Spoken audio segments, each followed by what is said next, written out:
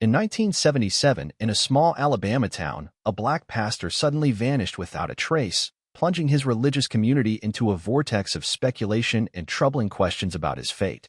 His sudden disappearance left a deep mark on the hearts of his parishioners, who never truly understood what had happened.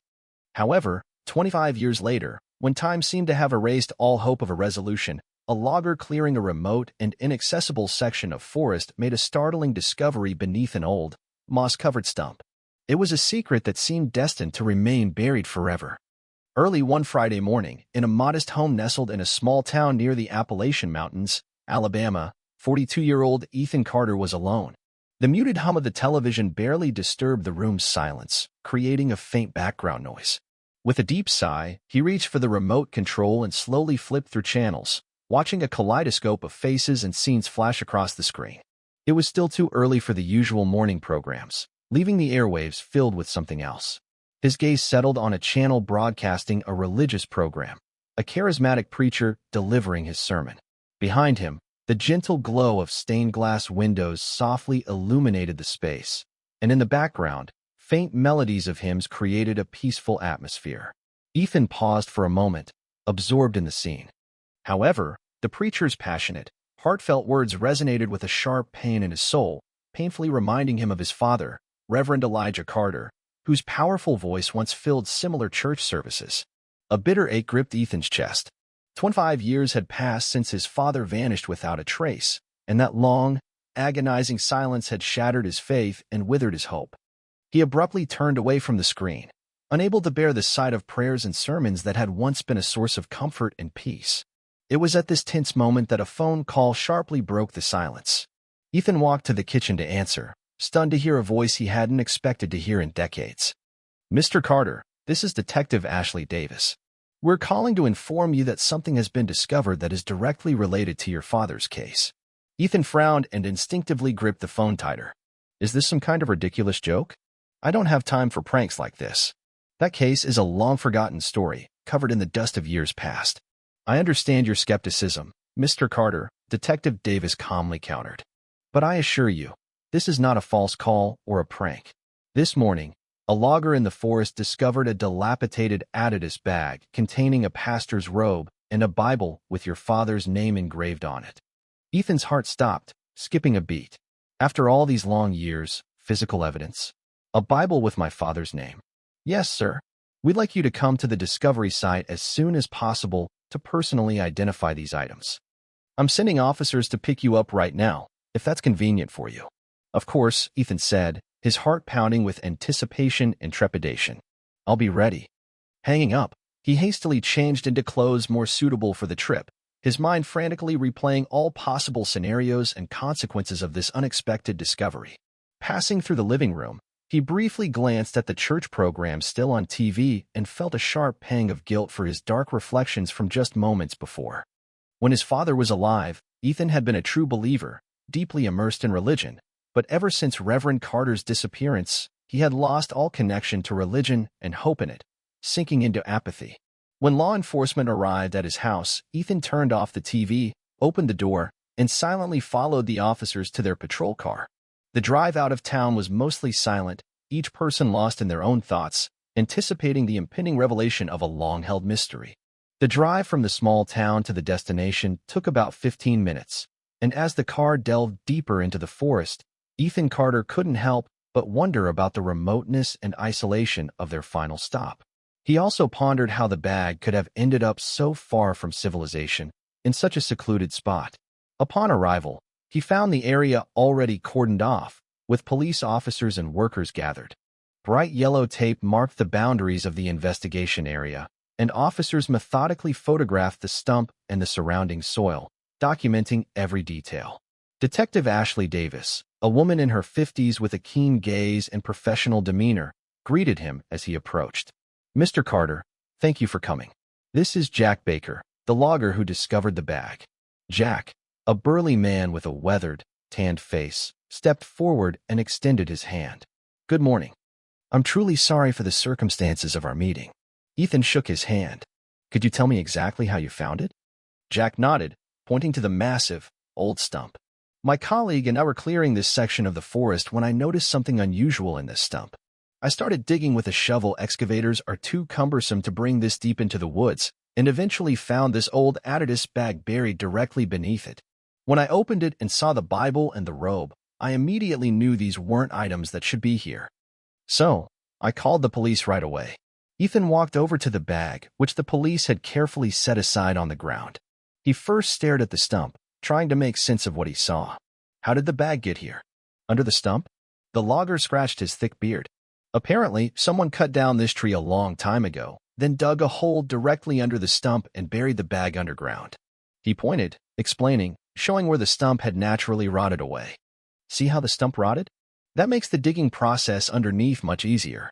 Whoever did it clearly knew what they were doing. Detective Davis nodded to her officers. We need to thoroughly examine the evidence and the bag's contents. Mr. Carter, we'll need your help in identifying these items. They moved to a small tent set up nearby. Ethan followed them inside, where the bag was neatly laid out on a folding table. The officers put on gloves before proceeding to open it. The first item they removed was the Bible. It was mostly stuck together from moisture, but the bag had managed to preserve it in a reasonably decent condition, still allowing some fragments of text to be read. On the first page, in the top corner, Ethan instantly recognized his father's name, written in the familiar handwriting he remembered from childhood.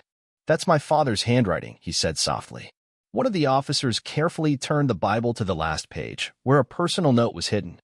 It seemed like a kind of daily prayer entry, but upon reading it, Ethan realized it was not just an ordinary prayer. The words expressed a plea to God to stop suffering, contained a question of why there was so much evil in the world, and a request for help in fighting against people who were trying to turn him away from his faith. Ethan's throat tightened with emotion. This is definitely my father's handwriting.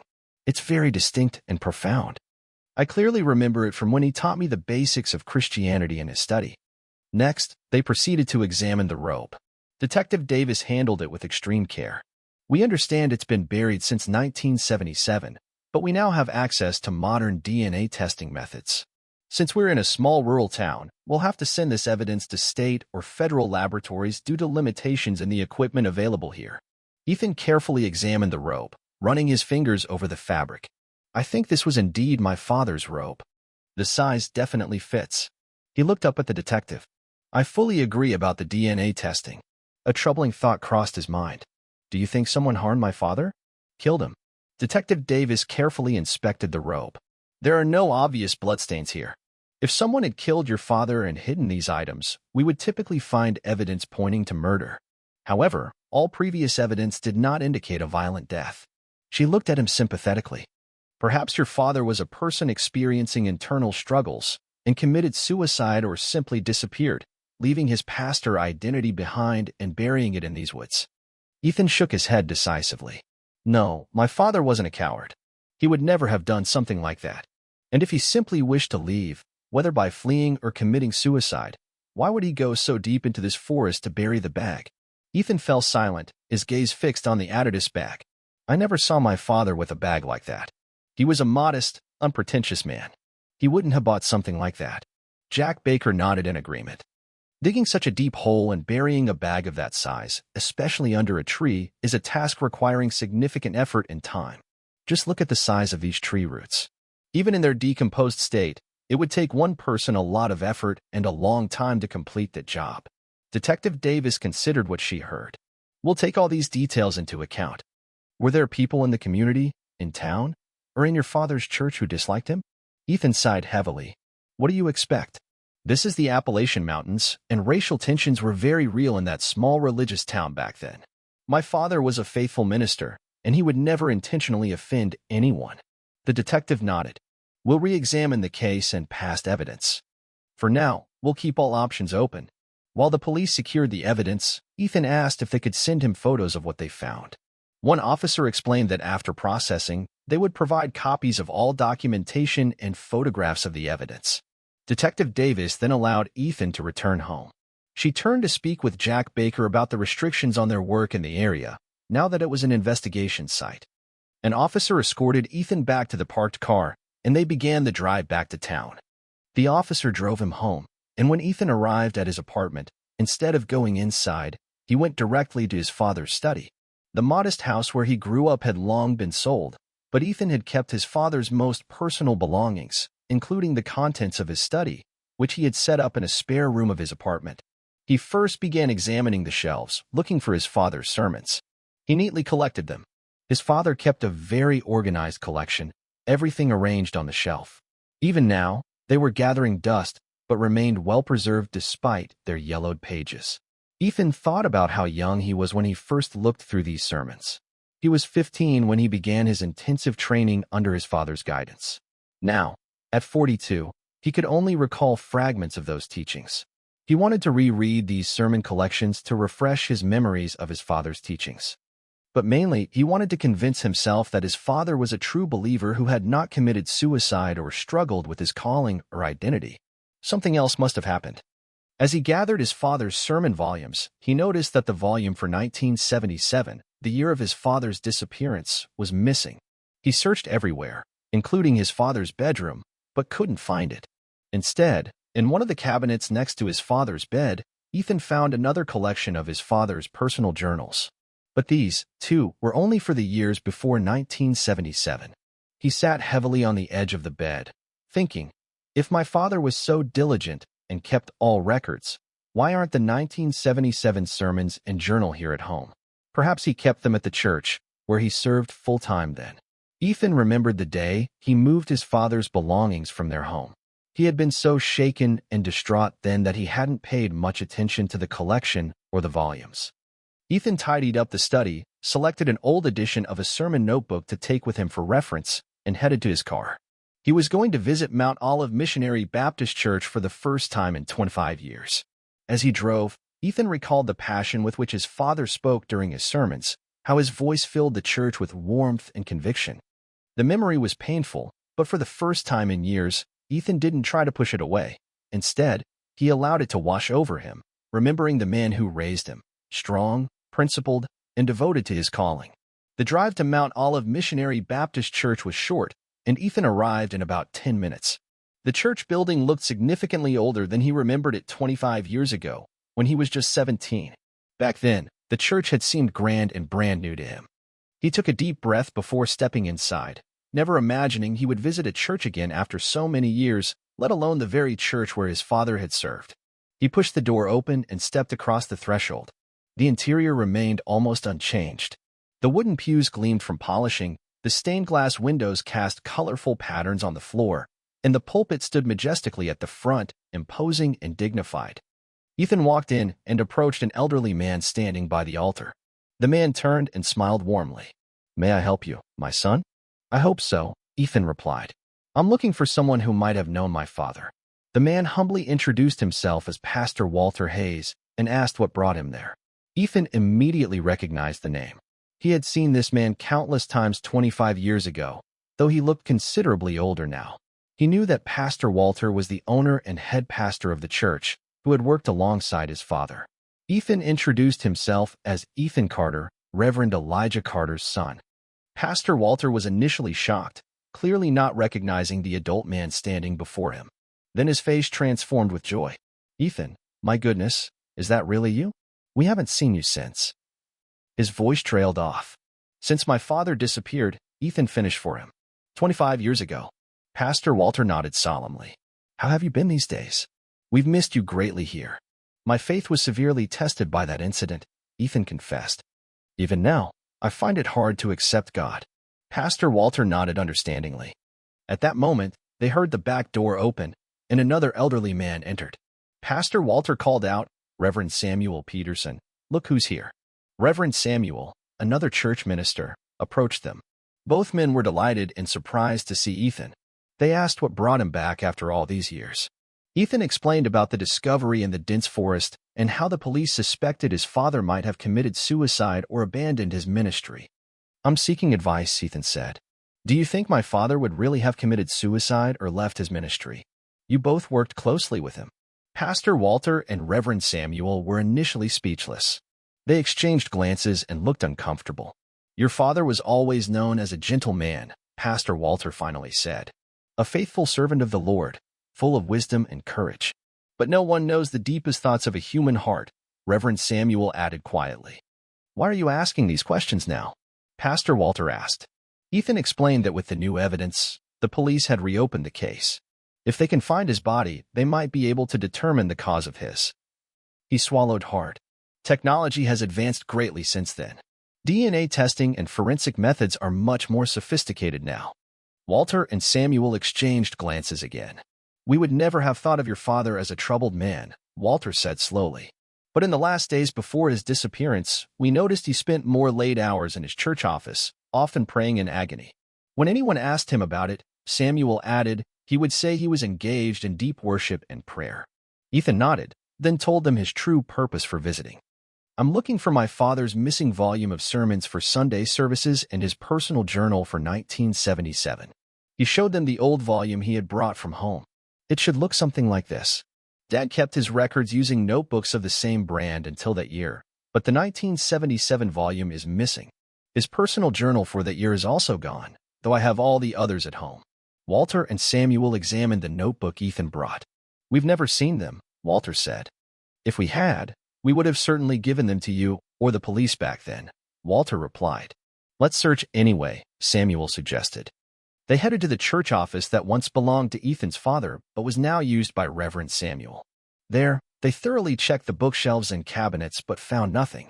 Then they decided to search the church library as well, spending almost an hour meticulously searching among numerous shelves, drawers, and storage areas. While they diligently searched, Ethan placed his reference notebook on the library table, fully focused on the task at hand. However, all their efforts were in vain. No trace of the missing volumes was found. In the end, Ethan thanked them and apologized for the trouble. I really appreciate your help, even if we couldn't find anything, he said. Before leaving the church, Ethan knelt at one of the old pews and offered a prayer, feeling awkward before God after such a long break in communication with him. If you are truly alive and rose from the dead 2,000 years ago, guide me at least to a path that will help me learn what happened to my father, he whispered. Then he left the church and headed to his car, completely unaware that in his haste and distraction, he had left his father's old sermon notebook on the library table. As he drove home, Ethan was deep in thought. He still didn't realize he had forgotten his father's valuable notebook at the church. Instead, his mind was focused on the pastor's words about his father's last days, how Reverend Elijah spent most of his time at the church in deep prayer and worship, groaning from what seemed like spiritual agony. Could it be that his father had indeed committed suicide or abandoned his ministry? Perhaps it was related to his mother. She had passed away in 1976, a year before his father's disappearance, and that loss had been a crushing blow to both parents. The grief was overwhelming, especially for his father. Ethan made a sudden decision. Instead of driving home, he sharply turned his car towards the cemetery where his mother was buried. It was located not far from town, right on its outskirts. He stopped at a flower shop across the street from the cemetery and bought a modest bouquet. The saleswoman, an elderly woman with kind eyes, carefully wrapped the flowers. Special occasion, she inquired. Just visiting my mom, Ethan replied. It's been too long.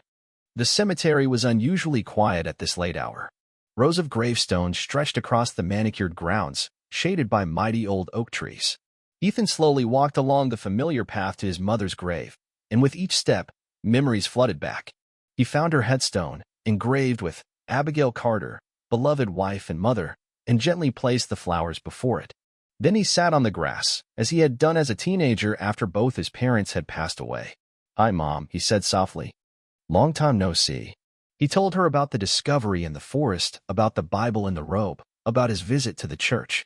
He spoke as if she could hear him, finding comfort in this one-sided conversation. I don't know what happened to Dad, he confessed. All these years, I've been angry at him, at God, at everything, but now I just want to know the truth. As he sat there, Ethan suddenly heard someone crying. It was the voice of a small boy. He stood up and walked towards the sound, finding a small boy sitting and leaning against a tree a few rows of gravestones away. Hello, Ethan said softly, approaching slowly so as not to startle the child. Are you okay? The boy looked up, his face tear-streaked. He couldn't have been more than 10 years old. What's your name? Ethan asked. The boy sniffled. Tommy. Tommy Hill. Where are your parents, Tommy? The boy didn't answer at first, then pointed to the nearest grave. Ethan's heart sank. Is anyone with you? A guardian. Tommy didn't respond. Ethan looked concerned. I can help take you home if you need. Please, not home. the boy said, his voice trembling. They don't like me there. My aunt and uncle. These words resonated deeply with Ethan. After his mother's death and his father's disappearance, he himself had lived with an aunt and uncle who made it clear they considered him a burden. I understand, Ethan said softly. I'll stay with you for a bit, but eventually you'll need to go home. Your family will be looking for you. He reached out to comfort the boy, gently placing his palm on his shoulder. At that very moment, he felt intense heat radiating through the thin fabric of the child's jacket. Tommy, you have a fever, Ethan said, alarmed. You're burning up. I need to take you home or to a doctor. I can't just leave you here alone. Please, not home, the boy pleaded again, his voice trembling. Can you take me to your house? Ethan shook his head negatively. I can't do that, or I'll get into serious trouble. How about the hospital? You need medical attention, don't you? The boy's face contorted with fear. Can you take me to the church? The hospital would be the best option, Ethan insisted. They'll give you medicine to bring down your fever.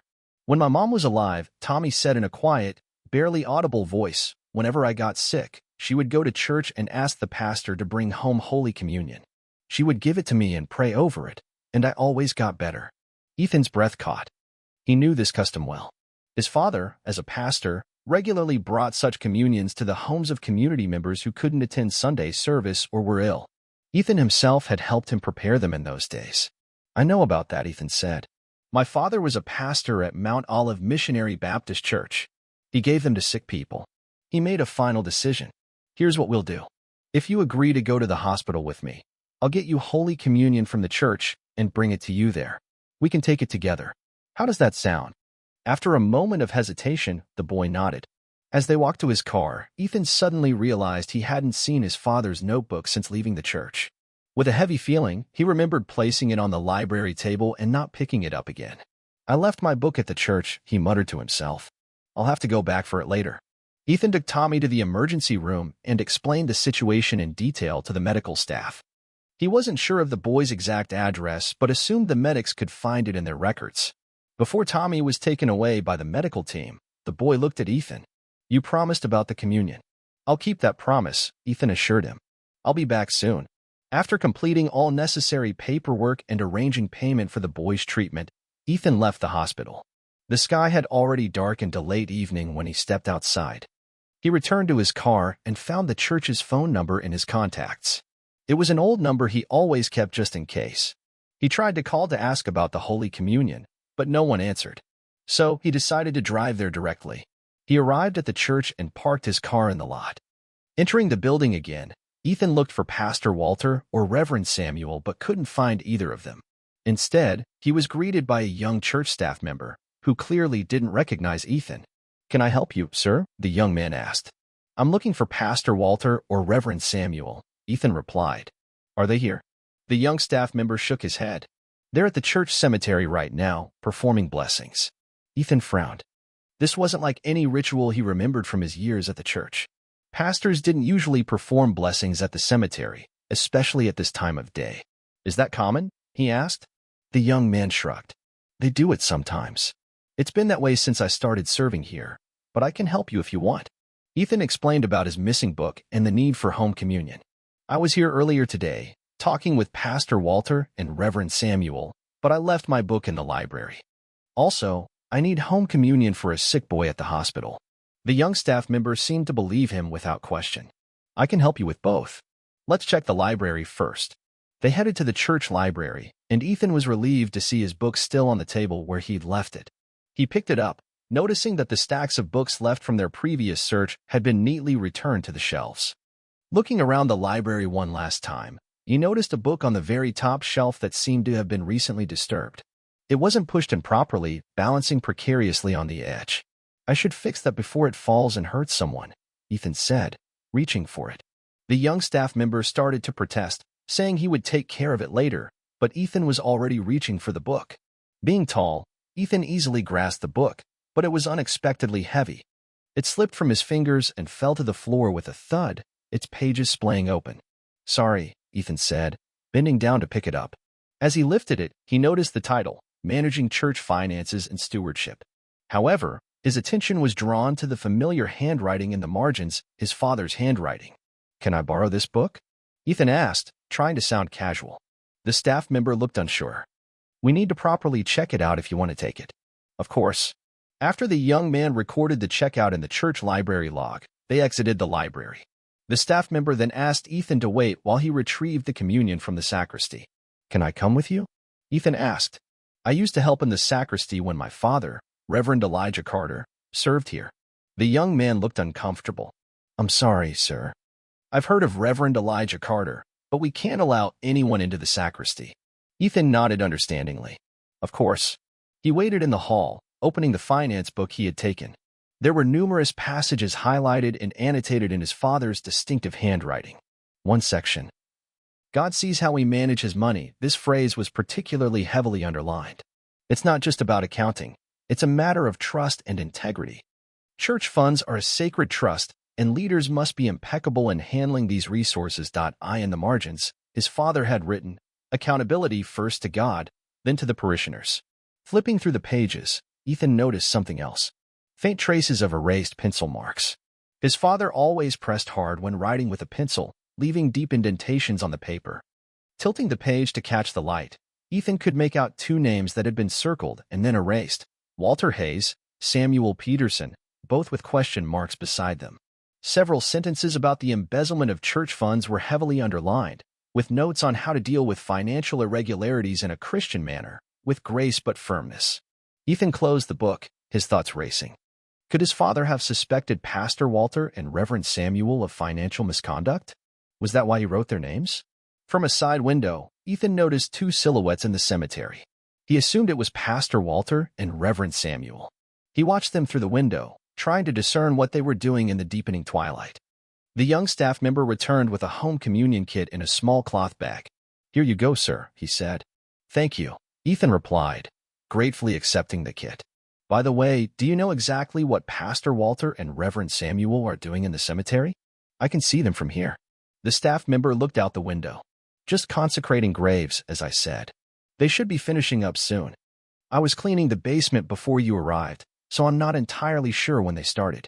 Ethan nodded, thanked him again for his help, and left the church. His father's sermon notebook and the borrowed book were tucked under one arm, the communion kit in the other. Stepping outside, he couldn't shake the feeling that there was some secret hidden within Mount Olive Missionary Baptist Church. Leaving the church, Ethan initially headed for his car, but then decided to greet Pastor Walter and Reverend Samuel before driving away. He wanted to thank them again for their help and perhaps gauge their reaction to his return visit. He walked towards the cemetery, which was separated from the church by a small grassy area. As he approached, he began to distinguish more details in the fading evening light. What he saw made him stop dead in his tracks. Reverend Samuel was shoveling dirt onto a mound, while Pastor Walter stood nearby, holding what looked like a bag. Neither man noticed Ethan approaching. Good evening, Ethan called out, deliberately making his presence known before getting too close. Both men sharply looked up, clearly startled. In the dim light, their faces showed undisguised shock as they recognized Ethan. Ethan, Pastor Walter's voice was higher than usual. What are you doing here? I apologize for startling you, Ethan said, walking closer. I came back for my book that I left in the library, and to pick up a home communion kit for a sick child at the hospital. He gestured to the shovel in Samuel's hand. What are you doing here at this hour? The two men quickly exchanged glances. Pastor Walter cleared his throat. He began. Consecrating the cemetery, Reverend Samuel interrupted. When we noticed this old grave for a deceased parish dog. Pastor Walter nodded vigorously. Yes, and we got permission from the owner to move the remains because, as you can see, space in the church cemetery is getting tight. We need to make room for future burials. Ethan looked from one man to the other, then at the freshly dug earth. Their explanation seemed strange and implausible to him. Moving a pet's grave, making space in the cemetery at this hour, but he didn't challenge them directly. I see. Sorry to disturb you. I just wanted to let you know I came back for my book. Pastor Walter's eyes fixed on the finance book under Ethan's arm. Is that another book you took from the library? Ethan nodded. Yes, it fell from the top shelf while I was there. I noticed Dad's handwriting inside and decided to take it. The young staff member helped me check it out properly. Reverend Samuel's posture visibly stiffened. After a moment of silence, he said, Your father was once interested in that book too. Just remember to return it on Sunday. Of course, Ethan replied. I should go. I promised the boy at the hospital I'd bring him communion.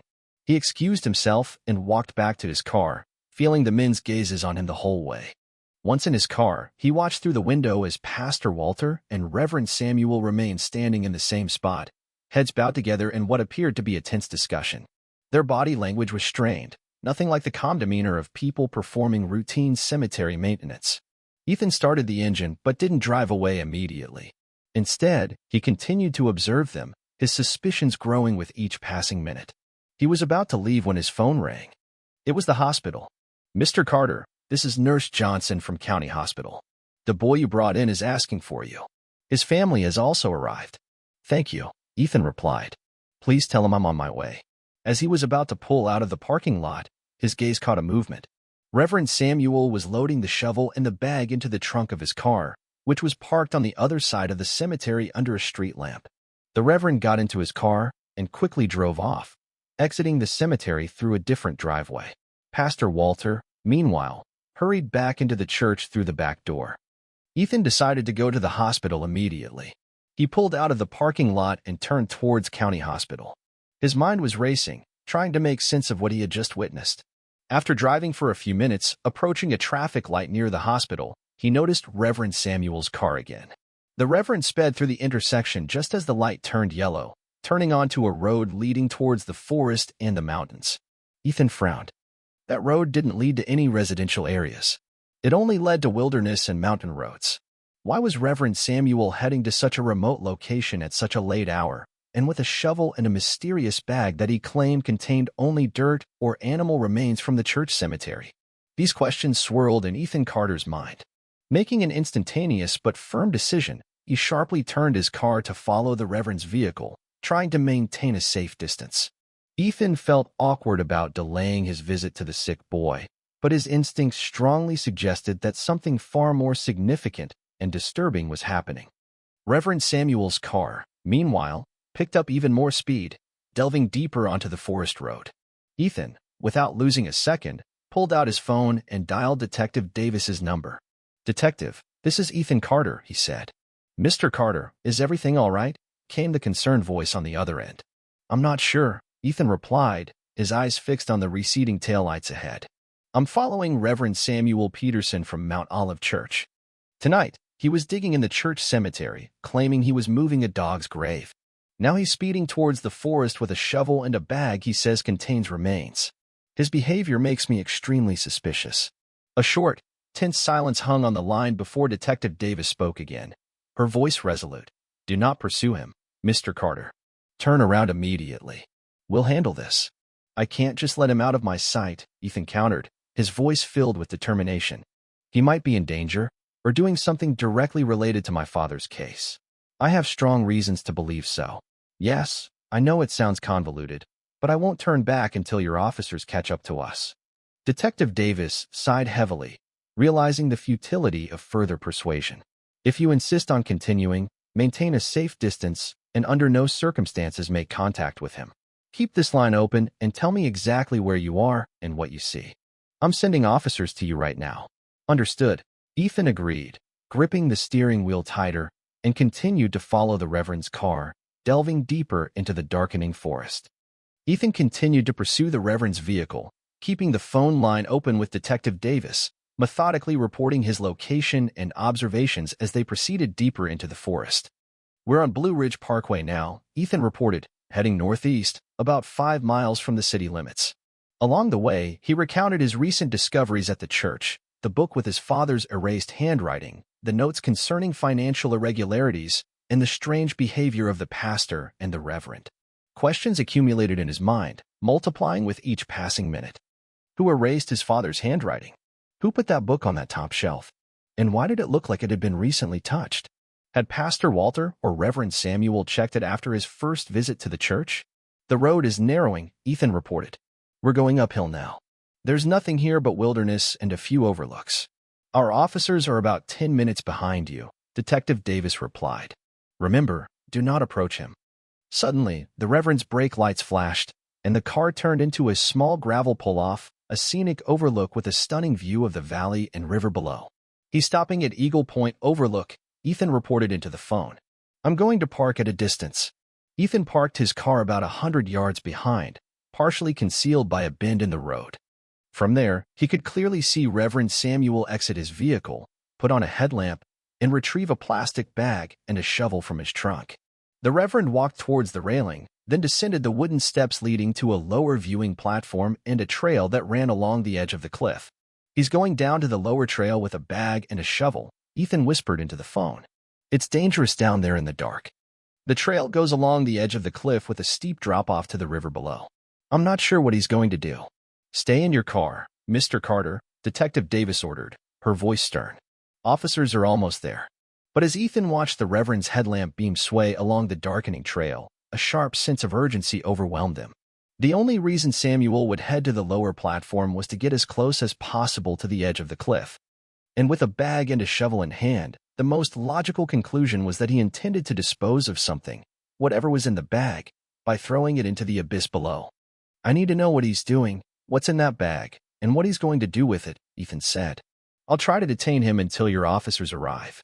Ignoring Detective Davis's protests, Ethan grabbed a flashlight from the glove compartment and quietly exited his car. He moved quickly but cautiously towards the overlook, following the Reverend's headlamp beam down the wooden steps. "Reverend Samuel," Ethan called out as he reached the lower platform. The Reverend spun around abruptly, his headlamp momentarily blinding Ethan. As the light shifted, Ethan saw shock and anger on the elderly man's face. "What are you doing here?" Samuel demanded. "Were you following me?" "I saw you speeding out of town and got worried," Ethan said, cautiously moving along the trail towards him. "It's dangerous here at night. What are you doing with that bag?" "You said it contained remains from the church cemetery." The Reverend didn't answer. A heavy silence hung between them, broken only by the distant sound of the river far below. "You know, don't you?" Reverend Samuel finally said, his voice low and strained. Ethan was still confused, the pieces of the puzzle not quite fitting in his mind. "No, what?" "Don't pretend," the Reverend snapped. The wail of police sirens suddenly cut through the night air. Reverend Samuel's eyes widened. "You called the police?" he gasped. The plastic bag fell from his hand, landing with a thud on the wooden trail. As it hit the ground, something hard inside made a distinct sound that dirt or animal remains wouldn't make. Taking advantage of the Reverend's shock, Ethan lunged forward and grabbed the bag.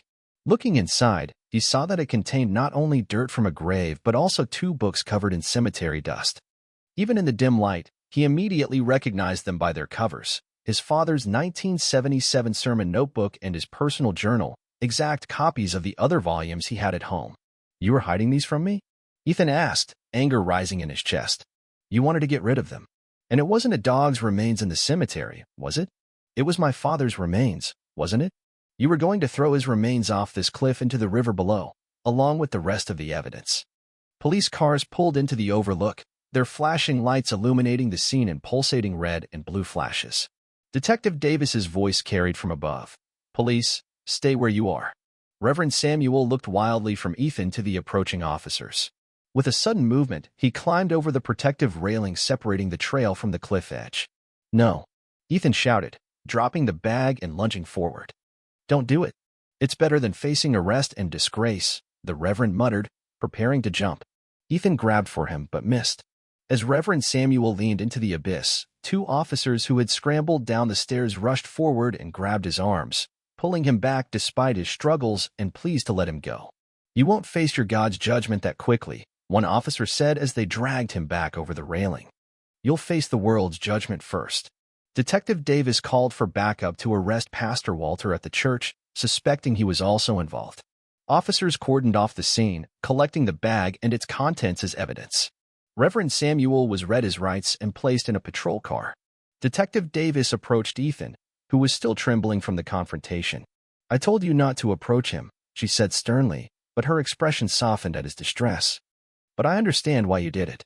We need you to come to the station to properly identify these items." Ethan nodded, still trying to process what had happened. "He would have thrown my father's ashes and remains away if I hadn't been here." Ethan paused, taking a deep breath. Then, composed, he added, "I have one request. Could you please call the hospital and let the nurse know I'll be late visiting Tommy?" "We'll make sure they get the message," Detective Davis assured him. As they walked back up to the parking lot, Ethan looked back at the cliff edge, thinking about how close they had come to losing crucial evidence and perhaps the final answers about what happened to his father 25 years ago. They drove back to the police station, Ethan following the police cars. At the station, he saw Reverend Samuel being processed for booking. And to his surprise, Pastor Walter was already there in handcuffs, being led to a holding cell. Detective Davis led Ethan to a conference room where the evidence was neatly laid out on a table. The two books, the 1977 sermon notebook and his father's personal journal, the church finance textbook Ethan had taken from the library, dirt from a grave containing bone fragments and what appeared to be part of a human skull, and a shovel. Ethan stared at the bone fragments in horror. We believe these are your father's remains, Detective Davis said softly. We'll need confirmation through DNA testing. Of course. Ethan felt lightheaded but managed to maintain his composure. What now? We need your statement about what you observed today, and we need you to formally identify these items as potentially belonging to your father. For the next hour, Ethan gave his statement, recounting everything from the morning's call about the discovery in the woods to the confrontation at Eagle Point Overlook. He explained his suspicions about financial irregularities at the church based on the notes in the finance book. Meanwhile, forensic experts meticulously examined the evidence. One officer approached with the personal journal, handling it with extreme care. It's heavily damaged, the technician explained. The leather cover is severely worn, cracked, and rotted from years underground. The paper inside is swollen and fused together in many places. There's extensive mold and fungal damage, turning sections black. It's extremely fragile. Can you read anything? Detective Davis asked. It's a miracle it hasn't completely disintegrated, the technician replied.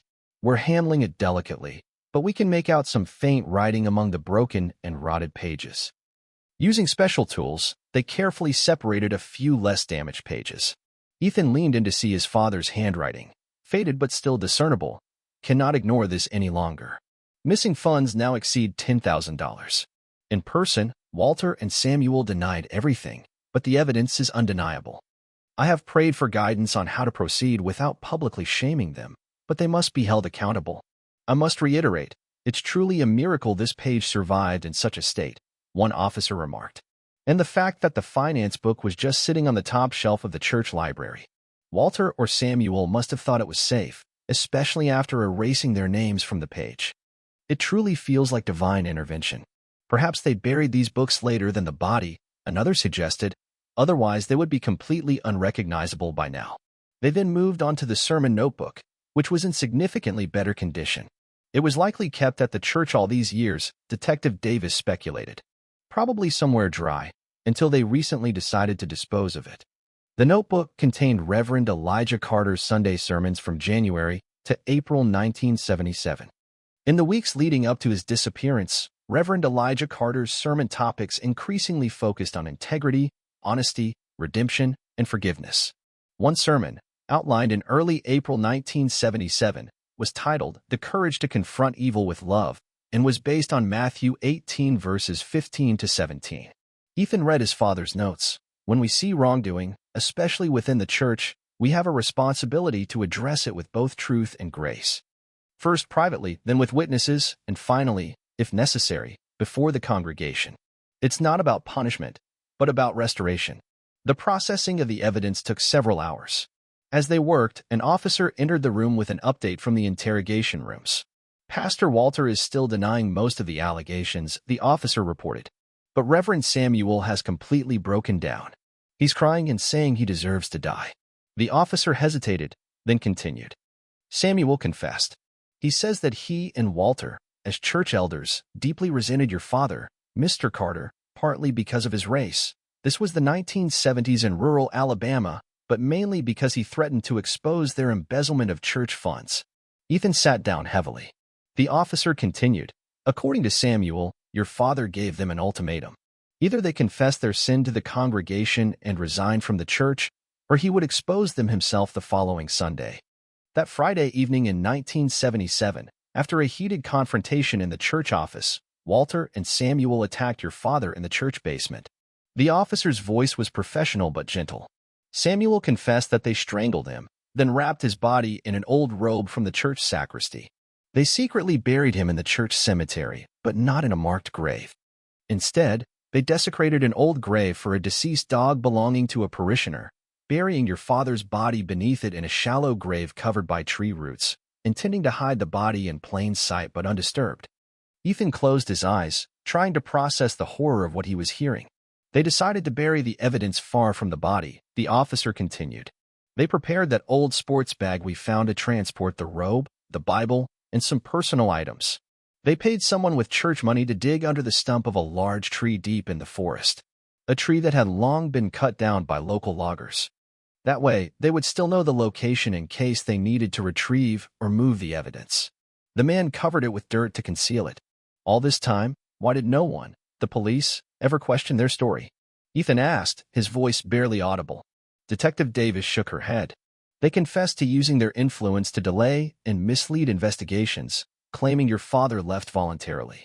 The community, already divided by racial prejudice, wasn't inclined to push for a deeper investigation. Over the years, the case went cold, becoming just a town rumor and a family tragedy. She placed a hand on Ethan's shoulder. The way you discovered your father's remains in these books truly feels like a miraculous intervention, Mr. Carter. Ethan stared at his father's sermon notebook, at the words written in a firm hand, about confronting evil with love and truth. Even in those final days, his father had tried to do the right thing, to resolve the situation with honesty and grace. What now? Ethan asked. We'll charge them with murder, obstruction of justice, and embezzlement, Detective Davis replied. With Samuel's confession and the evidence we've collected, they'll likely spend the rest of their lives in prison. And my father's remains? Once the investigation is complete and DNA confirms it's him, you'll be able to give him a proper burial. Ethan nodded, grateful at least that after 25 years, his father would finally find peace, and his name would be cleared of any suspicion of abandonment or suicide. Divine intervention, he murmured, looking at the evidence laid out before him. Perhaps so. After finishing at the police station, Ethan headed to the hospital. The sky had long since darkened to full night, and visiting hours were technically over, but the medical staff made an exception when he explained the circumstances. At the hospital, he met Tommy and his guardians again. The boy's aunt and uncle looked tired but concerned, sitting on uncomfortable plastic chairs beside his bed. Mr. Carter, the woman said, standing to greet him. Tommy told us what you did. Thank you for bringing him here. Ethan introduced himself properly, and to his surprise, the guardians recognized his name. Carter, like that pastor who disappeared years ago? The uncle asked. Ethan nodded. That was my father. I thought the name sounded familiar, the man said. That case was big news around here, even years later. Tommy sat up in bed, looking better than he had at the cemetery. His fever had broken thanks to the medication, though he still looked pale. Where were you? The boy asked, his voice stronger than before. I was waiting for you. Ethan sat on the edge of the bed. I'm sorry I'm late, Tommy. Something important happened, and I had to help the police. Are you a police officer too? Tommy asked, eyes wide. Ethan smiled. No, just someone who happened to be in the right place at the right time. He took out the communion kit that the young church staff member had given him a few hours earlier. Tommy's aunt looked skeptical. There's no pastor here to perform the ritual, she said. Ethan met her gaze. While I am not a pastor, nor a perfect man, just a sinner with many flaws, our faith is enough. God is real, and he is always present, watching over our lives. The aunt's expression softened, and she nodded. With reverence, Ethan opened the communion kit and placed the elements on the over-bed table that swung over Tommy's bed. He recited the familiar words of institution he had heard his father say hundreds of times. He broke the bread and gave pieces to Tommy and his guardians, taking a piece for himself as well. He poured the grape juice into the small cups and distributed them. As they took communion together in that quiet hospital room, Ethan felt something shift within him. A burden lifted, a light returned after 25 years of darkness. After they finished, Tommy looked at him curiously. Will I see you again? I think so, Ethan replied. Perhaps soon after this, if you, your aunt, and uncle would like to visit Mount Olive Baptist Church. I have a feeling they might need some help there in the coming days. Tommy smiled and reached out for a hug. I want to be a kind person like you when I grow up, he whispered. As Ethan left the hospital that night, he found himself offering a prayer of thanks, the first heartfelt prayer he had uttered in 25 years. He acknowledged that he had been wrong to resent God all this time. He reflected on how the day had unfolded, how a sick boy in a cemetery inadvertently led him back to the church, how a forgotten notebook gave him a reason to return, how every seemingly insignificant decision led him closer to the truth about his father. God had used this little boy, unknowingly, and because Ethan chose to serve and help even amidst his own pain, God opened a path that led him to uncover the truth about his father's fate.